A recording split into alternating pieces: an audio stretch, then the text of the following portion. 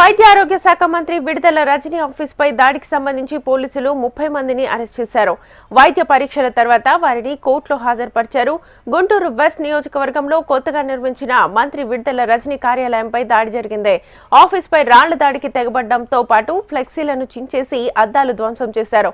ఘటనపై మంత్రి పోలీసులకు ఫిర్యాదు చేయగా 30 మందిని పోలీసులు అదుపులోకి తీసుకున్నారు. ఈ ఘటనపై మంత్రి విడుదల రజనీ స్పందించారు. టీడీపీ జనసేన శ్రేణుల్లో ఓటమి భయంతో అధికార దాహం ఈ దాడికి పాల్పడ్డారని ఆరోపించారు. దాడి వెనుక ఎవరున్నా వదిలిపెట్టేది లేదని హెచ్చరించారు. బీసీ మహిళలైన తనని దాడులతో భయపెట్టలేరన్నారు. ఇది పక్కా ప్లాన్ తో జరిగిన దాడి అని మంత్రి రజనీ ఆరోపించారు.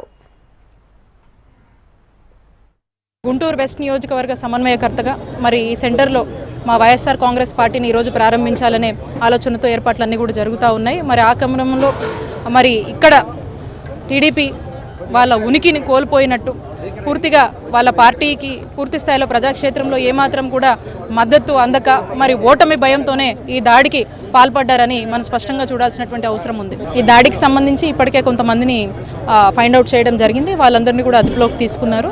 దానికి సంబంధించి ఇంట్రాగేషన్ కూడా జరుగుతుంది. ఇంకా ఎవరెవరు ఉన్నారో అది కూడా ట్రేస్ అవుట్ చేస్తున్నారు. సో పోలీసులు దానికి సంబంధించినటువంటి పూర్తి వివరాలు కూడా ప్రెస్కి అందజేశారు. ఇంకా కూడా దీని మీద దర్యాప్తు నడుస్తూ ఉంది. ఖచ్చితంగా ఎవరున్నా కూడా ఈ దాడి వెనకాల వాళ్ళని వదిలిపెట్టము.